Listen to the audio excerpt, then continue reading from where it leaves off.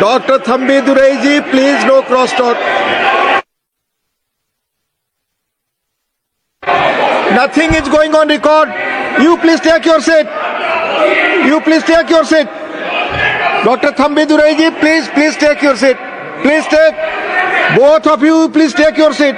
Don't speak like this. Please. Dr. Sudhanshu Trivedi ji, please. आप बोले। माननीय सभापति महोदय, आज इस पुराने वक्त की आखिरी रात में खड़े होकर इस नए वक्त के आगाज की नई सुबह के दिन मैं प्रधानमंत्री श्री नरेंद्र मोदी जी, हमारे अल्पसंख्यक मामलों के मंत्री किरण रिजिजू जी का मैं बहुत इस्तकबाल करता हूं। जब वक्त के ऊपर हम बात कर रहे हैं, वक्त की रुखसती का वक्त आ गया है और नई वक्त की नई सुबह होने का वक्त आ गया है। अगर हमें इस पे बात करनी है तो मुझे चार दृष्टि से बात करनी पड़ेगी। एक, इस बिल के तकनीकी प्रावधान जिस पे बहुत सारे लोग बहुत कुछ बोल चुके हैं। दूसरा है वक्त की अवधारणा। तीसरी है वक्त की राजनीति। और चौथा है वक्त की राजनीति के नाम पर होने वाली वह सांप्रदायिक बनाम सेकुलर की राजनीति। सबसे पहले हमारे नेता सदन माननीय नड्डा जी ने बताया कि किस विस्तार के साथ इस वक्त कमेटी ने काम किया, किस शिद्दत के साथ हमारी सरकार ने काम किया।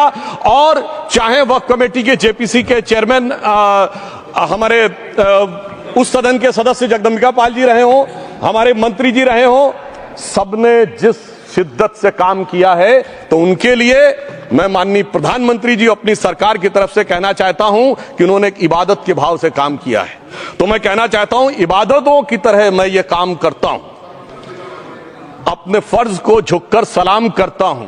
फिर भी आप खिलाफत कर रहे हैं तो तेरी मुखालफत से निखरती है शख्सियत मेरी। मैं सियासी दुश्मनों का भी बहुत एहतराम करता हूं। तो इस एहतराम के साथ मैं अब आगे का प्याम शुरू करता हूं और मैं ये बताना चाहता हूं कि एक बड़ी सिंपल सी बात है जो अभी माननीय नड्डा जी ने भी कहा। दुनिया के तमाम मुस्लिम देश बता दिए, इस्लाम की धर्म स्थली सऊदी अरब, सबसे बड़ा मुस्लिम देश इंडोनेशिया, जहां खलीफत रही वहां टर्की, और जहां आईएसआईएस का इलाका वहां इराक और सीरिया, वहां कहीं भी कुछ भी नहीं है ऐसा। फिर भी हमारे यहां क्यों है, कैसा? तो मैं कहना चाहूंगा सभापति महोदय, एक हिंदी में कहावत होती है, नया मुल्ला प्याज ज्यादा खाता है, परंतु यहां तो जो गैर मुल्ला प्याज बहुत खा रहा था और इतना खा रहा था कि आंसू निकल रहे थे गरीब मुसलमान के भी और देश के भी।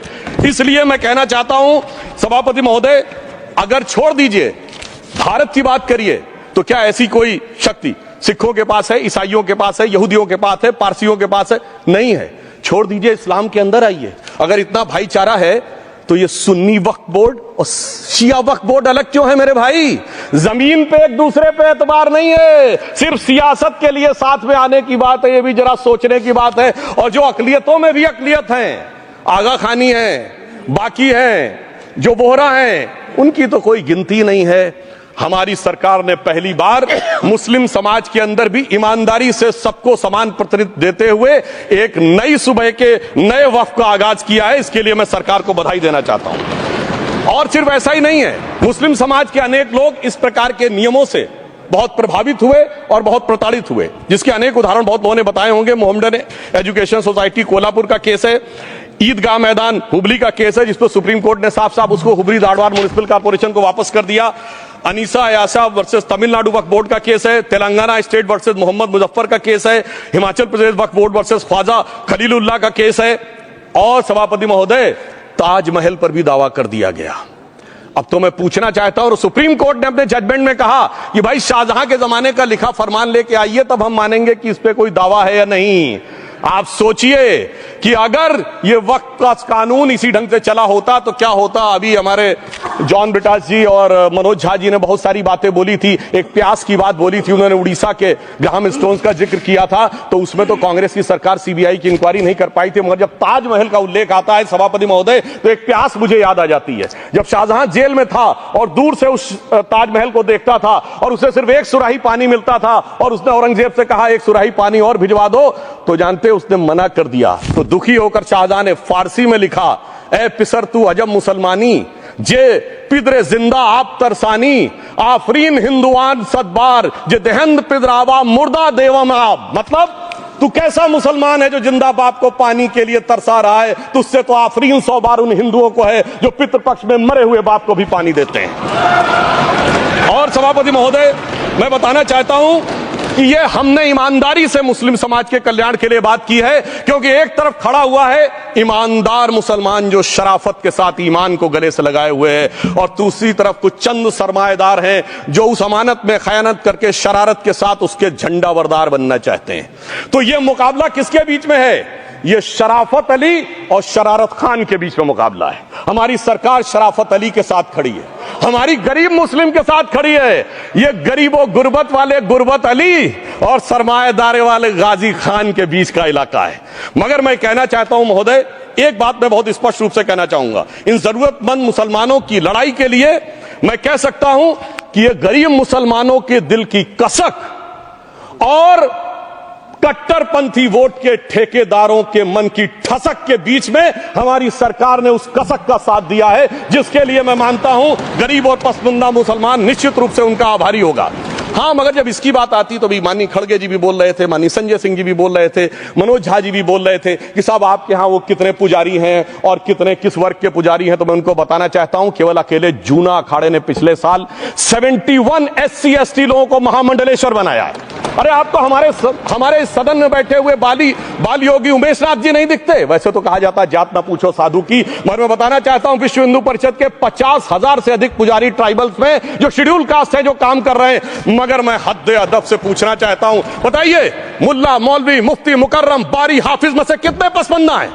उसमें कितने जुलाहा अंसारी घोसी बताइए मिरासी कितने हैं? बाकी छोड़िए, पसंदला बोर्ड में है क्या? अरे वक्फ बोर्ड में है क्या? इसीलिए मैं कहता हूं खुद मियां फजीहत दूसरों को नसीहत। अगर ईमानदारी से बात करनी है तो उस पर आगे। मगर मैं एक बात और कहना चाहूंगा कि हमारी जो सरकार ने नाम दिया है, इसको उम्मीद नाम दिया है, और ये उम्मीद है किसके लिए? उस ईमानदार मुसलमान के लिए और देश के हर खास व आम के लिए ये उम्मीद है। मगर सभापति महोदय, कुछ लोग वो हैं जो उम्मा का ख्वाब पाले हुए थे। उम्मा शायद हमारे बहुत से लोग समझते हो ना समझते हो, पूरी एक एंटायर जो इस्लामिक खलीफत और राज होता है उसको उम्मा कहते हैं। उम्मीद वालों को तो उम्मीद की नई रोशनी दिख रही है, उम्मा वालों की उम्मीद पे पानी फिर रहा है। तो ये उम्मीद और उम्मा के बीच का भी मामला है। परंतु मैं ये भी कहना चाहूंगा सभापति महोदय, इसके बाद सिर्फ ऐसा ही नहीं था, प्रॉपर्टीज के ऊपर तमाम सरकारी प्रॉपर्टीज पे जिसमें बहुत डिटेल में हमारे साथी लोग गए, मैं डिटेल में नहीं जाना चाहता। भोपाल का विषय है, हैदराबाद का विषय है, मुंबई का है, लखनऊ का है, पटना का है, बहुत प्रकार से है। माननीय लालू प्रसाद यादव जी का विषय जब बताया गया था तो बहुत ज्यादा हमारे मनोज झा जी बोल रहे थे, तो अब मैं उसके डिटेल में नहीं जाना चाहता हूं। सबने वो वीडियो देखा है। बस एक लाइन में उनके लिए कहना चाहूंगा, वो कुछ भी बोल रहे हैं, जिसे कहते हैं बिगड़ी बात बने नहीं लाख करो किनकोए, रहीमन बिगड़े दूध को मथे न माखन होए। अब जो बोलना था वो बोल चुके, सबके सामने वो आ चुका। अब एक बात और है, दूसरे धर्म स्थलों के बारे में विषय आता है तो मैं याद दिलाना चाहता हूं, केरला के कैथोलिक चर्च ने 31 मार्च 2025 को जो लिखा, सिर्फ उसकी लास्ट की 2 लाइन बोलना चाहता हूं। We request the central government to get the amendment bill passed as early as possible so that the tears of thousands of suffering people in the place like Munambam can be wiped out only by a legal amendment that can provide a permanent solution to their suffering. We urge all the MPs from opposition party to support the bill so that the historic legislation can become unanimous. मगर सभापति महोदय, ये अल्पसंख्यकों की बात करने वाले जब अल्पसंख्यक की बात आती तराजू पे तौलते हैं, किसका वेट ज्यादा है, किसकी धमक ज्यादा है, किसकी खनक ज्यादा है, फिर तय करते हैं कि माइनॉरिटी के साथ आना है, किस माइनॉरिटी के साथ नहीं आना है। और मैं एक और बात कहना चाहता हूं, तमिलनाडु के तिरुचेरी मंदिर की बात आई, यमुनानगर में गुरुद्वारे की बात आई, केरल में क्रिश्चियन कम्युनिटी की जमीन की बात आई। बहुत सारे लोग प्लेसेस ऑफ वर्शिप के एक्ट की बात करते हैं, तो as per places of worship act Tamil Nadu का मंदिर का तो स्टेटस नहीं चेंज हो सकता भाई। 15 अगस्त 47 के बाद किसी प्लेस ऑफ वर्शिप का स्टेटस नहीं चेंज हो सकता, तो वक्फ बोर्ड को क्लेम फॉरफिट कर देना चाहिए, because it is in contrast to the places of worship act. परंतु अब सुनिए, यही गुरुद्वारे के बारे में भी होना चाहिए। मगर सभापति महोदय, चाहे वक्फ बोर्ड का एक्ट हो, चाहे प्लेसेस ऑफ वर्शिप एक्ट हो, एक ही को फायदा होना है, जिसे कहावत में कहते हैं खरबूजा छुरी पर गिरे या छुरी खरबूजे पे गिरे, आखिर में कटना भगवे रंग के खरबूजे को ही होता है। अब मैं यह भी बताना चाहता हूं कि इन संपत्तियों के द्वारा जो कुछ हुआ, उन्होंने इतनी चीजों को लिया है, इतनी चीजों को लिया है। एक पुराना उर्दू का शेर है कि मिटे नामियों के निशान कैसे कैसे, और ये जमीन खा गई आसमां कैसे कैसे, इस जमीन ने कैसे कैसे लोगों को अपने में समा लिया, इसकी तमाम तारीख गवाह है। अगर मैं इसमें बहुत डिटेल में जाऊंगा तो सदन का बहुत सारा वक्त जाएगा, परंतु मैं एक बात ये कहना चाहता हूं कि जब इतना ज्यादा आगे बढ़ गया तो फिर कोर्ट ने आगे इंटरवेंशन करना शुरू किया। मैं डिटेल में नहीं जाना चाहता हूं। अभी कार्तिकेय शर्मा जी ने बहुतों ने बोला सैयद फैसल का case versus Union of Government, Allahabad high court के केस को कहा, मगर Bashir versus State of West Bengal case में उन्होंने बहुत क्लियर कट कहा है कि waqf is not a religious denomination in accordance with Article 26 of the Constitution, so the matter relating to the restricting the economic, financial, political and other sectoral activities that may be associated with religious practice under Article 25(2)(a) of the Constitution can be regulated by the state. तो मुझे लगता है अब इसके बाद कोई किंतु परंतु का स्कोप नहीं रह जाना चाहिए। परंतु उसके बाद भी सभापति महोदय जो कानून को न माने, जो कहे संविधान को नहीं मानेंगे और जो ये कहे कि साहब अदालत के आदेश को भी नहीं मानेंगे, तो फिर इसका मतलब उसके मन में तो एक ऐसी बादशाही आ गई है। इसके लिए मुझे सभापति महोदय वो पुरानी वाली फिल्म अगर लोगों को याद हो तो मुगले आजम का वो सीन याद आता है कि जब अकबर ने अनारकली को कैद कर लिया तो सलीम कहता है जब्त मैं करूं जिसकी की जमीन वीरान हो गई है, जब्त वो न करे जिनके सिर्फ शौ के बाद चाहत को ठेस पहुंची है। ये जिल्ले इलाही की बादशाही नहीं बल्कि खुदाई है। मैं कहना चाहता हूं जो संविधान को न माने, कानून का न माने, इसका मतलब वो अपनी खुदाई में जी रहा है। तो ये वो लोग हैं। और वैसे मैं सभापति महोदय खुदाई से आजकल बहुत से लोगों को डर लगता है, क्योंकि जहां जहां खुदा है वहां वहां भगवान है, जहां जहां खुदा है वहां वहां भगवान है। बाकी आप सब बहुत बुद्धिमान हैं। अब मैं ये भी बात कहना चाहता हूं, और वैसे आखिर में उस अनारकली को कैद से छुड़ाने के लिए सलीम का एक हिंदू साथी दुर्जन सिंह ही आया था। मैं कह सकता हूं कि वक्फ की इस मुकद्दस जमीन को अगर कैद करके रखा है तो उन चंद लोगों ने जिनके दिमाग आज भी उन चीजों में भरे हुए हैं कि कोई समझता हम तो किसी जमाने में हुक्मराने वक्त थे, कोई कहता हुजूर नवाब थे, कोई कहता बादशाह आलमगीर थे, कोई कहता है बादशाह गाजी जिंदा पीर थे। तो नदीमुल हक साहब ने जो बोला था ना, किसी के बाप का हिंदुस्तान थोड़ी है, बिल्कुल मैं कहना चाहता हूं जिन्होंने इस देश के लिए खून बहाया उनके बाप का हिंदुस्तान है, उस गरीब मुस्लिम कारीगर के बाप का हिंदुस्तान है। पर जो ये कहते हैं कि आगरे का लाल किला किसके बाप ने बनवाया, आगरे का किला किसके बाप ने बनवाया, दिल्ली का किला किसके बाप ने बनवाया, हैदराबाद का चार मीनार किसके बाप ने बनवाया, उसके बाप का यह हिंदुस्तान नहीं है। और उसके बाद भी जो आप करना चाहते हैं, अगर इस रास्ते में आप कांटे बिछाना चाहते हैं, तो उनके लिए एक लाइन कहना चाहता हूं सभापति महोदय, तेरी तमन्ना है पर हम खार न बोने देंगे, खार कांटों को कहते हैं, तेरी तमन्ना है पर हम खार न बोने देंगे, तुझे हम राह की दीवार न होने देंगे, तू सबको रौंद कर आगे जो निकलना चाहे हम तेरी इतनी भी रफ्तार न होने देंगे।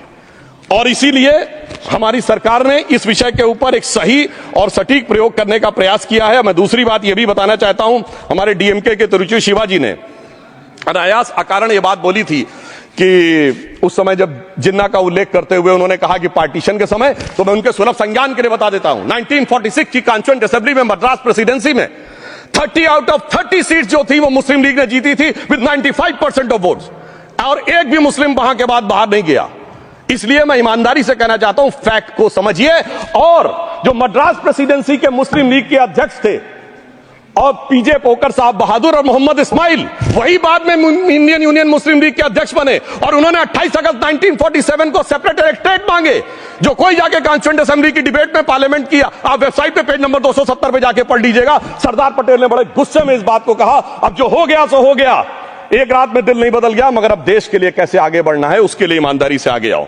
और खैर मैं अंबेडकर जी और पटेल जी के बहुत सारे वो कोट कर सकता हूं, सारी बातों को छोड़िए, मगर अफसोस की बात यह है सर कि अभी मनोज झा जी ने बोला था हम में से कोई शक है, कोई हूण है और ये करिए। अरे भैया जमाने चले गए, अब जेनेटिक सीक्वेंसिंग का जमाना आ गया है, और जेनेटिक सीक्वेंसिंग ने क्या प्रूव किया है, दुनिया के सबसे बड़े मुस्लिम देश इंडोनेशिया के राष्ट्रपति आए थे और राष्ट्रपति भवन में उन्होंने डिनर के दौरान कहा कि few weeks back I got my genetic sequencing done and I was told that I am an Indian GDN.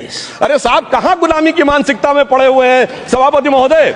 और यहां गुलामी की मानसिकता इस कदर पैबस्त है लोगों के दिमागों में। किसी सदन के एक सदस्य यहां विराजमान है, वो उस समय महाराणा सांगा का उल्लेख कर दिए मैं ईमानदारी से कहता हूं, एक भी इंडियन सोर्स में इसका उल्लेख नहीं है। सारे के सारे फॉरेनर्स और लुटेरों के सोर्स में उल्लेख है। इसीलिए मैं कहता हूं, ये गुलामी के जिन्होंने गुलाम बनाया उनके सोर्सेस पे यकीन ना करिए। और वैसे थोड़ा सा आउट ऑफ कॉन्टेक्स्ट हो तो ये भी बोल दूं, हमारे सदन के बहुत सदस्यों को नहीं पता होगा, अलेक्जेंडर के आक्रमण का किसी भारतीय सोर्स में कोई उल्लेख नहीं है। पोरस नाम के किसी राजा का उल्लेख नहीं है, सिर्फ और सिर्फ ग्रीक में है। इसलिए गुलामी की मानसिकता से बाहर निकलिए, तब इन चीजों को आप सही ढंग से समझने में सफल होंगे। मेरा अब यह भी अनुरोध अपने सदस्यों के साथ है। वक्त की अवधारणा के बारे में बहुत कुछ बोला जा चुका है कि ये ओरिजिनली कहां से आया, पर मैं इतना कहना चाहूंगा, सबसे पहले वक्त का उल्लेख आता है जब ससनिड एम्पायर को खलीफा उमर ने कैप्चर किया, तो आज का जो सदर्न इराक है उसके इलाके को उन्होंने वक्फ डिक्लेयर किया और वो स्टेट के द्वारा कंट्रोल होता था। स्टेट के बारे में माननीय नड्डा जी ने अभी बताया कि बड़े बड़े देशों में किस ढंग से होता था। सर सैयद अहमद खान ने भी वक्फ को मूल इस्लाम का हिस्सा न मानते हुए इसके लिए मुजार शब्द कहा है, जो शरिया के अंतर्गत आता है, और इसी के लिए उन्होंने फतवा आलमगिरी को भी कोट किया था। और इसीलिए 1894 की जो प्रिवी काउंसिल का जजमेंट जो आया था वो वक्फ अल औलाद के खिलाफ आया था। मगर सभापति महोदय, 1906 में कलकत्ता कांग्रेस अधिवेशन में कांग्रेस ने प्रस्ताव पारित किया कि प्रिवी काउंसिल के जजमेंट में कुछ गलती है, इसे बदलना चाहिए। क्योंकि 1904 में जिन्ना कांग्रेस को ज्वाइन कर चुके थे, इसलिए मैं कहना चाहता हूं फिर 1913 में वो जजमेंट बदला गया। हमारे सदन के बहुत से सदस्यों ने इस सदन और दूसरे सदन में बोला है, मैं एक सेंटेंस बोलता हूं, लगेगा जैसे वही लोग बोल रहे हैं। वर्ड ये है, कोट है, since the bill was introduced to administer the Muslim law for Musalmans, so the question of public policy does not arise.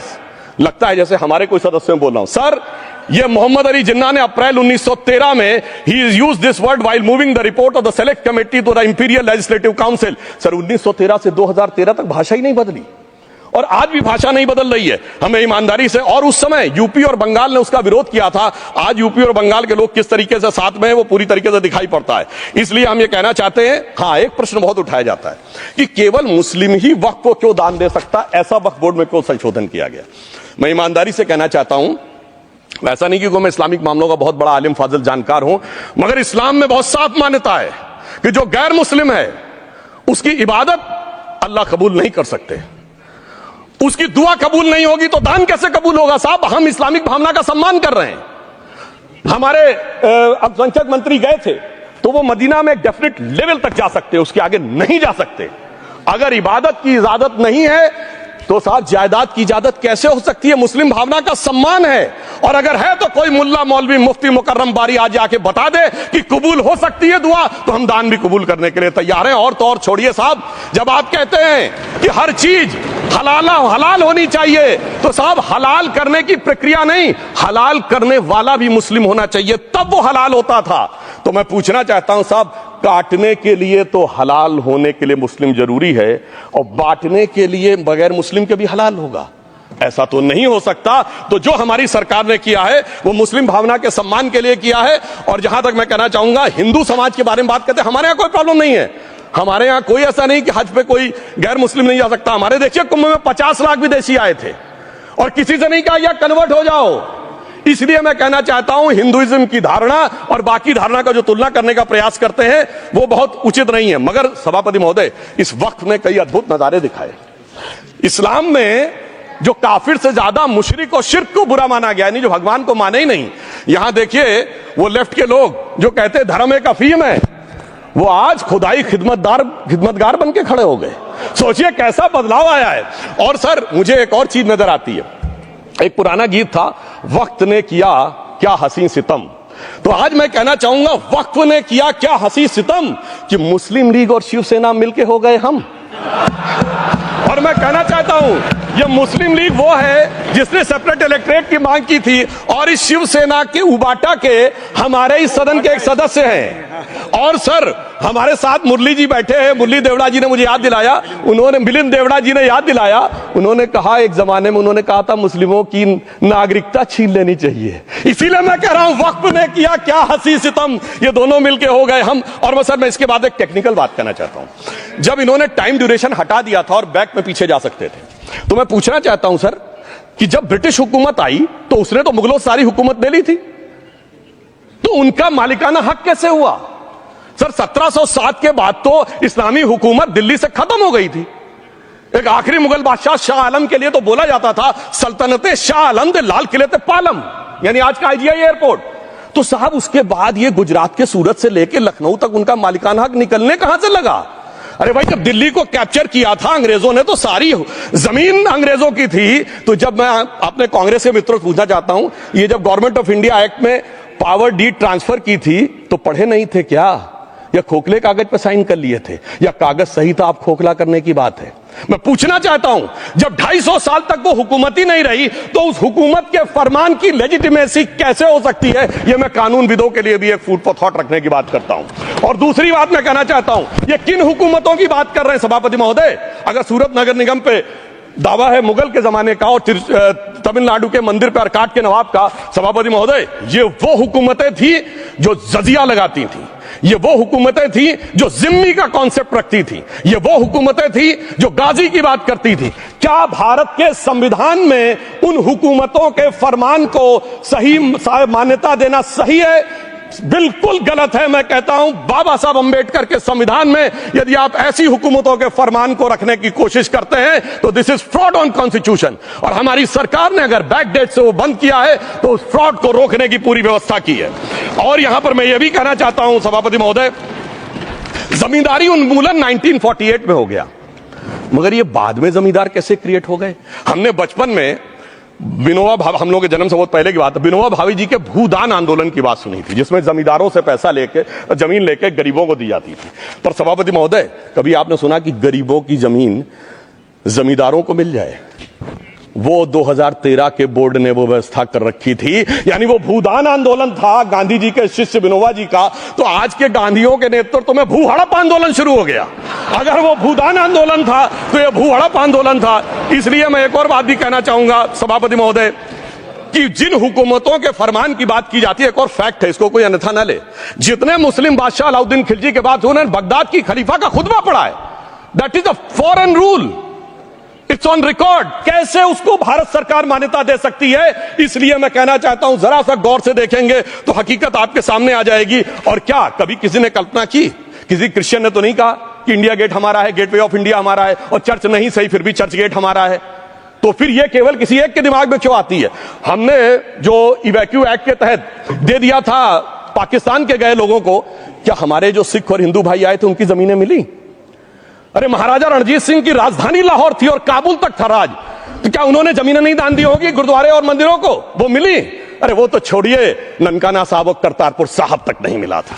इससे दिखाई पड़ता है कि कितनी एक तरफा हम लोगों ने कोई निगोशिएट ही नहीं किया और उसे करने की बात कही थी। इसलिए मैं कह सकता हूं सर कि अब हमारी सरकार ने जो संशोधन किए हैं, अब यह मजहबी हुकूमत के फरमान से नहीं, बाबा साहब अंबेडकर के संविधान से चलने वाला है। अब मैं अंत में उस विषय के ऊपर आता हूं जिसे सांप्रदायिक राजनीति बनाम सेकुलर राजनीति इसके ऊपर कहा जाता है। सभापति महोदय, मैं बताना चाहता हूं कि जब आजादी मिली उसके बाद क्या किसी ने डिमांड किया था कि हमें वक्फ बोर्ड चाहिए?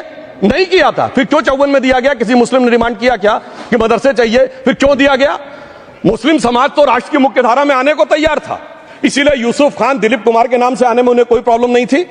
महजबीन बानो को मीना कुमारी के रूप में आने में प्रॉब्लम नहीं थी। मुमताज बेगम को मधुबाला बन के आने में प्रॉब्लम नहीं थी। हामिद अली को अजीत के रूप में आने प्रॉब्लम नहीं थी। मगर, और मैं यह भी बताना चाहता हूं, मुस्लिम समाज में बहुत बड़ा तबका उस समय इस बात को सोच रहा था, और अभी कपिल सिब्बल साहब बोले, ये उस चीज के वकील नहीं, इन्हें पता होना चाहिए, पता होगा कि सुन्नी सेंट्रल वक्फ बोर्ड राम मंदिर में 1961 में मुद्दई बना है, 12 साल के बाद। क्योंकि के मोहम्मद ने लिखा है कि एक बहुत बड़ा तबका था जो ये मानता था कि हमें इस चक्कर में नहीं पड़ना चाहिए। मगर अफसोस कि वही लेफ्टिस्टों, सेकुलरिस्टों ने उनको समझाकर इस मुकाम तक लाकर खड़ा कर लिया। अब यहां मैं एक और बात कहना चाहूं, खैर छोड़िए उन सरकारों ने बाद में क्या दिया, मगर उसके बाद सुनिए, इंदिरा जी के जमाने में मुस्लिम पर्सनल लॉ बोर्ड आया, तो राजीव जी के जमाने में शाहबानो केस आया, तो नरसिम्हा राव के जमाने में 95 का एक्ट आया, तो मनमोहन सिंह जी के जमाने में 2013 का एक्ट आया, मगर इलाज नहीं निकला। तो इसे एक शेर में कहूंगा कि मरीजे सेकुलर इश्क पर लानत खुदा की, मर्ज बढ़ता गया जो दवा की। अब मैं सभापति महोदय एक और बात कहना चाहता हूं, शुरू के 20-25 साल में मुस्लिम समाज के बारे में मैं कहना चाहता हूं। आज जब आजादी मिली तो मुस्लिम समाज के प्रतीक कौन थे? उस्ताद बिस्मिल्लाह खां, उस्ताद फरीदुद्दीन डागर, उस्ताद बड़े गुलाम अली, उस्ताद जाकिर हुसैन, जिनकी अभी कुछ दिन पहले डेथ हुई, बड़े बड़े नगमा निगार, हसरत जयपुरी, मजरूर सुल्तानपुरी, साहिर लुधियानवी, कैफी आजमी, जोश मलियाबादी, जिगर मुरादाबादी। अब सर क्या हो गया? तब मुस्लिम समाज इन अदब के शाहकारों के साथ जोड़ा जाता था। आज मुस्लिम समाज का नेतृत्व किन लोगों के साथ जोड़ता है? इशरत जहां, याकूब मेनन, मुख्तार अंसारी, अतीक अहमद, दाऊद इब्राहिम, कौन जोड़ रहा है ये? तब से सर, जब से ये सेकुलर हो गया देश 1976 से और सेकुलर सियासत शुरू हुई, उसने ले जाकर इनको इस मुकाम तक पहुंचाया। और इस वक्फ बोर्ड के बिल में भी जो बात कही जा रही है सर, मुस्लिम समाज को यह समझाया गया कि तुम्हें बीजेपी वालों को तुमसे बड़ी अदावत है और कहा गया इनको बड़ी मोहब्बत है। जब यह देश आजाद हुआ, मैं उत्तर प्रदेश का रहने वाला हूं, उत्तर प्रदेश में 1931 की सेंसस में 8% रेट ऑफ डेथ थी और सैयद मुसलमानों में 24% थी। यूपी की ब्यूरोक्रेसी में 20% थे। आज कहां चले गए सब? मैं एक लाइन में कहना चाहूंगा, ये अदावत और मोहब्बत की सियासत में ऐसे फंसे कि किसी को किसी की मोहब्बत ने मारा, किसी को किसी की अदावत ने मारा, मगर इस शराफत अली को सेकुलर सियासत ने मारा। और मैं सभापति महोदय एक और बात कहना चाहता हूं कि चलिए बोलिए। Fauzia Khan, please one second, mike is there. Yes, ये बोल रहे हैं मुस्लिम समाज आज का इशरत जहां और फलाना टेररिस्ट के साथ नाम जोड़ रहे हैं। ये बिल्कुल आरोप है सर, इसको एक्सपंज करना चाहिए। ये समाज के साथ अन्याय है। ये बात आपको एक्सपंज करना होगा सर, ये बात को। एक honourable member, if you would carefully go through what Sudhanshu has said, I am sure you will appreciate his spirit. Just think for a moment. He has not cast any aspersions. Sudhanshu, go ahead. Time में जवाब दूंगा और उसके बाद ये हमारा सदन माने ना माने, जो देख रहे होंगे उनके लिए कहना चाहता हूं sir, doctor APJ Abdul Kalam. One second. काहे परेशान? Vaiko ji, honourable member, Vaiko ji, oh my God, Vaiko ji,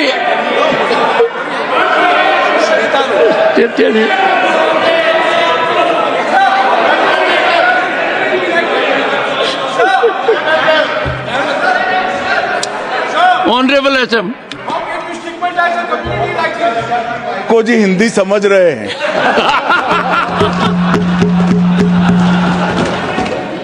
One second.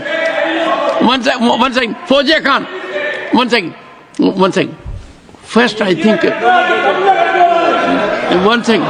Sir क्या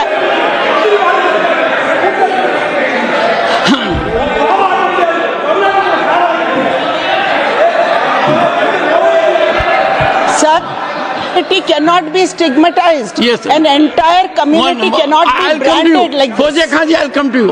I'll give you the opportunity. Honorable Finance Minister. But one line is said. One line. No, one nimisham irungappa, please. He might be very emotional, sir, but that one line he said is objectionable, and I will seek your indulgence to remove it. He said, Tamil Nadu la kaadu vai paakren. You enter Tamil Nadu, I'll see you. No good. No good. இல்ல தப்பது தப்பு சொல்லக்கூடாது. நீங்க அப்படி பேசுறது தப்பு. நீங்க அப்படி பேசுறது ரொம்பவே தப்பு. இந்த நாட்டுல யார் வேணாலும் எங்க வேணாலும் கால் வைப்போம். யாருக்கும் அதிகாரம் இல்ல ஒரு உயிர் மேல. Honorable Finance Minister. So sir, this is atrocious.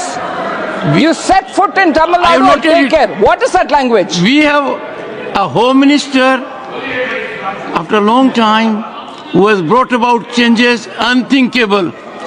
What he said, you can be fully assured. Yes, Honorable Home Minister. Yes, Jairam ji. Minister, Please. if the Yes, Honorable Finance Minister Honorable Member. has found a statement objectionable, Jairam ji, address the chair. the statement of the Honorable Member stigmatizing a whole community is objectionable. Oh. And what is worse is the chairman lending respectability to that view. Oh my. That is even worse. Honorable That is even Home worse. Minister. मान्यवर सुधांशु जी ने मुसलमानों के लिए कुछ नहीं किया है, India alliance के लिए किया है। अब मैं एक एक कर कर बता देता हूं।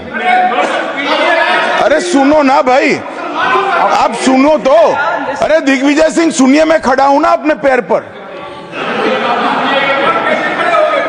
मान्यवर सुधांशु जी ने कहा इशरत जहान, यही एनसीपी पार्टी ने इशरत जहान के घर पर जाकर रुपयों का इनाम भी दिया था और उसको शहीद बताया था। दूसरा कहा अतीक अहमद किस पार्टी से थे? इंडिया अलायंस की। दूसरा कहा अंसारी किस पार्टी से? कांग्रेस और इंडिया अलायंस के। ये सारे नाम आपके साथ जुड़े हैं भाई। उल्टा उन्होंने तो मुसलमान कम्युनिटी से तो ढेर सारे शायरों का नाम दिया जिन्होंने साहित्य की सेवा की और ढेर सारे साहित्य की रचना की। मन Sudhanshu, he is not yielding now. Sudhanshu. सबसे पहले मैं तमिलनाडु का जवाब देना चाहता हूं। Yes. सभापति महोदय, तमिलनाडु से ही डॉक्टर एपीजे अबुल कलाम थे और मैं सारे सदन से कहना चाहूंगा, डॉक्टर कलाम का नमाज जनाजा और याकूब मेनन का नमाज जनाजा एक ही दिन हुआ। कितने लोग याकूब मेनन के नमाज जनाजा में गए और कितने डॉक्टर कलाम के नमाज जनाजा में गए? डॉक्टर कलाम मेमोरियल पे कितने लोग की फोटो है? दिखाएं मुझे, सोशल मीडिया पे पोस्ट की हो। मगर अफजल हालात का मारा था, आपके एक मंत्री का ऑफिशियल ट्वीट है, वो इस सदन के सदस्य नहीं तो मैं नहीं बोल रहा हूं। याकूब मेनन की जुडिशियल किलिंग हुई, आपके एक नेता का, मिनिस्टर का ऑफिशियल ट्वीट है, सदन के सदस्य नहीं है इसलिए नहीं बोल रहा हूं। और सर 26/11 आरएसएस ने कराया, सदन के सदस्य बैठे हुए हैं।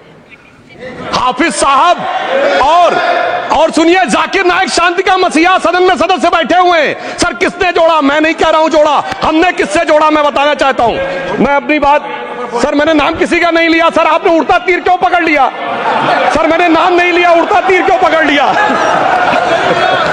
सर मैं पूरी बात करूं। सर मैं कहना चाहता हूं, हमारी सोच मुस्लिमों के बारे में और इनकी सोच में क्या अंतर है। देखिए, जिन लोगों ने मुस्लिम हिस्ट्री नहीं पढ़ी उन्हें मैं बताना चाहता हूं। एक दो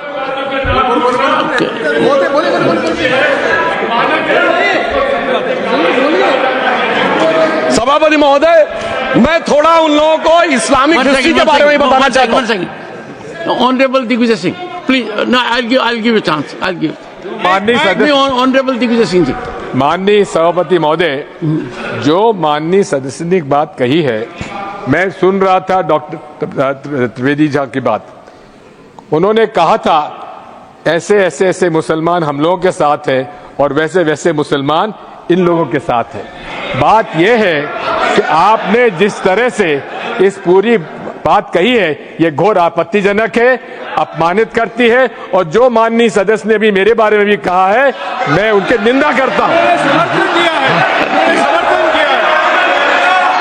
Honorable Home Minister. Honorable Home Minister. Honorable Home Minister. एक second. Okay. One second. Your mic will be on. जी महोदय, मुझे ये सब कहने की जरूरत नहीं है, लेकिन जो गुजरात में दंगे और फसाद हुए, कौन कौन उसके लिए जिम्मेदार थे बताइए। Honorable Home Minister.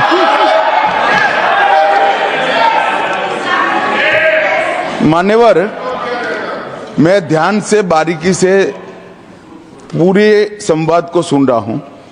माननीय सदस्य सुधांशु जी ने दिग्विजय सिंह का नाम नहीं दिया। अब वो खड़े होकर कहे मेरे बारे में कहा, इससे साबित हो गए। और अभी भी मौका है। आपने नहीं कहा है कि 26/11 के हमले में आरएसएस का हाथ था, तो अभी खड़े होकर माइक चालू कराकर बुलवा दीजिए। और आपत्तिजनक बात है, मैंने ये बात कभी नहीं कही है, ये आप लोगों का प्रचार है। मेरी आपत्ति इस बात की थी कि सभी माननीय सदस्य ने और बात कही है कि अब हमारे तरफ ऐसे मुसलमान थे और वैसे मुसलमान हम लोगों की तरफ थे। ये पूरे समाज के साथ, पूरे अल्पसंख्यक समाज के साथ अपमानजनक बात है। और माननीय सभापति महोदय, आप बताइए, माननीय गृह मंत्री जी, आप वहां पर थे, गृह मंत्री थे, जब दंगे हुए थे तो आप लोगों का क्या रोल था, ये जन जाहिर जन जाहिर। Honorable Home Minister. नेवर इनको मेरा हुआ ऐसा है कि मैं ही दिखाई पड़ता हूं आपकी। सुनिए सुनिए, अब सुनिए ना दिग्विजय सिंह, सुनिए 1 मिनट सुनिए। दंगे शांत होने के बाद 18 महीने के बाद मैं गृह मंत्री बना, दंगा हुआ तब मैं गृह मंत्री नहीं था। Sudhanshu Trivedi. संदर्भ में किसी का नाम नहीं लिया। अजीज बर्नी की किताब थी 2611 एंड आरएसएस कॉन्स्पिरेसी, कोई जाके चेक कर ले उसमें कौन कौन कहां कहां था। अब मैं मुसलमानों के बारे में कहना चाहता हूं, मुस्लिम समाज के लिए। बहुत से लोग ऐसे हैं जिनको मुस्लिम समाज की हिस्ट्री नहीं पता है। मैं बताना चाहता हूं, भारत से जब न्यूमेरिक सिस्टम सबसे पहले गया तो अल जहर थे सबसे पहले, जिन्होंने जाके 1793 में जो सूर्य सिद्धांत था उसका अरबी में ट्रांसलेशन हुआ सिंध हिंद। और हम बता रहे हैं हम किस तरह के मुस्लिम को साथ रखते हैं। डॉक्टर कलाम से बड़ा आलिम इस्लाम में साइंसदान नहीं हुआ, और आरिफ मोहम्मद खान साहब जो बिहार के गवर्नर हैं उनसे बड़ा आलिम फाजिल मुसलमान आज सियासी जमात में तो नहीं होगा, यह मैं दावे के साथ कह सकता हूं। मगर मैं बताना चाहता हूं सर, उसके बाद उन्होंने एक किताब लिखी, एक सर 10th सेंचुरी के मुस्लिम राइटर थे जिन्होंने किताब लिखी, उसका नाम था the compendious book of balancing and completion according to Hindu calculation, जिसको शॉर्ट में अल जब्र कहा गया, और वहां से अलजबरा निकला। और सर उसके बाद अल ख्वारिज्म आया। और सर आज मेरे ख्याल से सदन के बहुत से लोगों को नहीं पता होगा, ये जो एल्गोरिथम वर्ड है ये अल ख्वारिज्म से आया हुआ है। एक जमाने में इस्लाम में बैतुल हिकमत था, यानी वो सबसे बड़ा हिकमत का केंद्र था। जब एक से एक लोग होते थे, बहुतों को नहीं पता होगा कि कोलंबस ने जिस नक्शे के थ्रू दुनिया ट्रेवल किया था वो बनाने वाला भी एक मुस्लिम था, अल इदरीसी। मगर सर एल्गोरिथम आज ऐसा बदला कि एआई के एज में दलगत भावना से ऊपर उठकर औरंगजेब के साथ खड़े हो गए। सर ये एल्गोरिथम किसने बदल दिया, ये मैं बताना चाहता हूं। इस पे थोड़ा सोचने की जरूरत है। इसलिए मैं कहता हूं मुस्लिम पॉलिटिक्स की सोच क्या थी, हमने किन मुसलमानों का साथ दिया है, मैं बताना चाहता हूं सर। वीर अब्दुल हमीद की शहादत की 50वीं वर्षगांठ 2015 में हुई। प्रधानमंत्री मोदी जी ने उनके पूरे परिवार को और उनकी पत्नी को बुला के सम्मानित किया, और इन लोगों ने उस यासीन मलिक को जिसके ऊपर 3 एयरफोर्स के ऑफिसर्स को हत्या करने का आरोप था, वो प्रधानमंत्री आवास में। सर साफ दिखाई पड़ता है कौन किसके साथ खड़ा हुआ है, कौन किस तरह के मुसलमान के साथ खड़ा हुआ है। और सर मैं ये भी कहना चाहता हूं सर, ये सर अपने टर्न पे बोलिए सर, पिछले 30-35 सालों से हुआ खड़ा किया जा रहा है। 1990 में जब राम मंदिर आंदोलन हुआ, कहा गया बीजेपी आएगी उत्तर प्रदेश में खा जाएगी। सर बीजेपी आने के बाद उत्तर प्रदेश में जानते क्या हुआ सर, 22 साल से शिया सुन्नी के बीच में जो दंगे चलते थे और मदे साबा का जुलूस नहीं निकलता था, शिया समुदाय का मदे साबा का जुलूस लखनऊ में हमारी सरकार में निकलना शुरू हुआ। और उसके बाद कहा गया केंद्र में भाजपा आएगी तो खा जाएगी। सर अटल जी की सरकार आई, इतनी शानदार स्थिति रही। उसके बाद कहा गया गुजरात में आएगी तो भाजपा खा जाएगी। सर गुजरात का मुसलमान आज सबसे समृद्ध मुसलमान है, सबसे ज्यादा जकात वहां से आता है। उसके बाद कहा गया मोदी जी की सरकार आएगी तो क्या होगा। सर मोदी जी की सरकार आने के बाद हमारे साथियों ने बताया है अल्पसंख्यक समुदाय के 70% लोग हैं जिनको किसी न किसी एक योजना का लाभ जरूर मिला है। और सर फिर कहा गया सीए आएगा तो नागरिकता छिन जाएगी। सर उसके बाद भी आपने सब देखा, और सर हम बचपन में सुनते थे कि राम मंदिर बनने लगेगा तो मिडिल ईस्ट के देश पेट्रोल देना बंद कर देंगे। सर राम मंदिर भी बन रहा है, और भारत मिडिल ईस्ट कॉरिडोर भी बन रहा है, और अबू धाबी में भी मंदिर बन रहा है, और 4 मुस्लिम देशों ने सर्वोच्च नागरिक सम्मान मोदी जी को दिया हुआ है। इसलिए मैं कहना चाहता हूं सर, मर्ज हो तो उसका इलाज किया जा सकता है। जैसे हमारे यहां वैद धन्वंतर माने गए हैं, इस्लामी अकीदे में वैद हकीम लुकमान माने गए, तो कहा गया है उनके लिए कि इसमें क्या रखा है, देखे है जो तू आन के पास, बददुमा वहम की दारू नहीं लुकमान के पास। यानी मर्ज का इलाज है, पर वहम का इलाज तो हकीम लुकमान भी नहीं कर सकते जो आपने पाल कर रखा है। मैं कहना चाहता हूं हम किन मुसलमानों की बात करते हैं, आप गंगा जमुनी तहजीब की बात करते हैं। सर दारा शिकोह औरंगजेब का बड़ा भाई था, उसने उपनिषदों का अध्ययन किया, संस्कृत में अनुवाद कराया और नाम रखा सिर्रा अकबर, यानी वर्ड्स ऑफ गॉड। मैंने किसी को दारा शिकोह की जयंती मनाते हुए नहीं देखा। मैं पूछना चाहता हूं बेगम बीबी ताज, उनके घर पे जाते किसी ने सुना? सर ये बताइए, आलम शेख इतने बड़े कृष्ण भक्त के कवि, किसी ने सुना उनके घर पे जाते हुए? मलिक मोहम्मद जायसी जिन्होंने पद्मावत लिखा, उत्तर प्रदेश के रहने वाले, उनके घर पे कोई गया? ये बताइए ब्रिगेडियर मोहम्मद उस्मान के घर पे कौन गया? आजमगढ़ में, गाजीपुर के रहने वाले थे, आज तक जाने वालों में नहीं दिखे। और मैं सर बताना चाहता हूं एक और बात सर, एक सैयद इब्राहिम रसखान हुए हैं, बहुत बड़े कृष्ण भक्ति के कवि सर, जिन्होंने क्या लिखा, उन्होंने कहा मेरा अगला जन्म हो तो भी मैं कृष्ण भक्ति बनना चाहूंगा, मनुष्य बनूं तो ग्वाल बाले के रूप में और पशु बनूं तो गाय के रूप में। उन्होंने कहा मानुष हो तो वही रसखान बसों ब्रज गोकुल गांव के ग्वारन, जो पशु हो तो कहा बस मेरो चरो नित नंद की धेनु मजारन। सर उन्होंने कहा गायों के बीच में नंद बाबा की गायों में जन्म लेना चाहूंगा, मगर सर आज एक ऐसे नेता आए हैं इस देश में जिनको गायों से बदबू आने लगी है, तो उनके लिए मुझे मेरे मन में भाव आता है सर कि श्री रामचंद्र कह गए सिया से ऐसा कलयुग आएगा, गोपालक श्री यदुवर कुल में एक ऐसा नेता आएगा जिसे बकरे कटने में खुशबू मिलेगी, गौ माता में बदबू पाएगा। रामचंद्र कह गए सिया से कैसा कलयुग आएगा। अब सर मैं एक और बात भी कहना चाहता हूं, हम किनको मानते हैं सर, नजीर अकबराबादी को सुनिए, कृष्ण भक्त के लिए क्या कहा। सर मैं एक बोलना चाहता हूं, बुल्ले शाह ने क्या कहा, बुल्ले शाह ने कहा अभी होली गुजरी है, उसने कहा था आज होली खेलूंगी मैं कर बिस्मिल्लाह। उन्होंने आगे कहा अलस्तु भी रबिकुम प्रीतम बोले, सब सखियों ने घूंघट खोले, नाम नबी की रतन चढ़ी, सुनिएगा, नाम नबी की रतन चढ़ी और बूंद पड़ी अल्लाह अल्लाह, आज होली खेलूंगी मैं कर बिस्मिल्लाह। तो मैं भी कहता हूं अब बिस्मिल्लाह करिए और उसके बाद हमारे इस सहयोग करिए, इस सकारात्मक उसका, वरना अल्हम्दुलिल्लाह जो हम मुसलमानों के लिए और देश के लिए करना चाहते हैं उसमें हमें सफलता जरूर मिलेगी। अंत में मैं सिर्फ यह कहना चाहता हूं सर, तमाम प्रकार की बातें यहां पर हुई, सकारात्मक और नकारात्मक, मगर अफसोस की बात यह है कि 1913 के वक्फ वाल औलाद से लेके 2013 के वक्फ वाल औलाद तक इनकी फितरत नहीं बढ़ती, क्योंकि सर ये तो पार्टियां ही अल औलाद हैं, तो इनको तो उससे बहुत ज्यादा वो होगी। पर मैं सिर्फ अंत में कहना चाहता हूं सर, अपनी सोच बदलिए।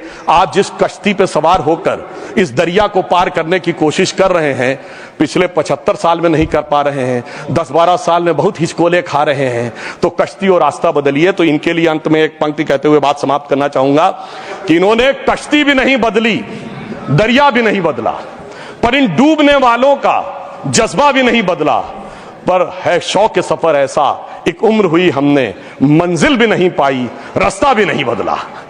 अब अगर नई मंजिल पानी है, नई मंजिल की नई सुबह देखनी है, तो मैं कहना चाहता हूं आइए सबको साथ लेकर चलिए। और एक ऐसा वक्त आया है जब मैं जो हमारे किरण रिजिजू जी ने कहा था कि मैंने एक शम्मा जलाई हवाओं के खिलाफ, तो मैं प्रधानमंत्री मोदी जी की तरफ से कहता हूं कि हमें इल्जाम मत दीजिए, बहुत अफसोस होता है, हमें इल्जाम मत दीजिए, बहुत अफसोस होता है। बड़ी तरकीब से कश्ती यहां तक लेके आए हैं और बदल देते हैं हम दरिया की लहरें अपनी हिम्मत से, आंधियों में भी अक्सर चिराग हमने जलाए हैं। धन्यवाद।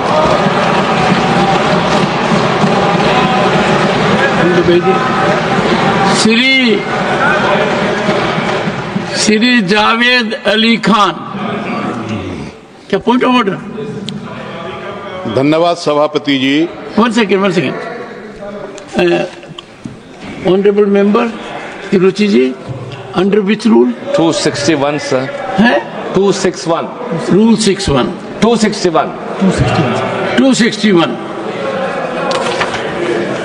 Yes, I am at rule 261. Sir, if the chairman is of opinion that a word or words as or have been used in debate which is or defamatory or indecent or unparliamentary or undignified, he may in his discretion order that such word or words may be expelled. Good. I know the rule. Sir, I Make was hearing the specific translation, sir, and he was telling about good intention Muslims and evil intention Muslims. Evil is an unparliamentary word, sir. Kindly explain it.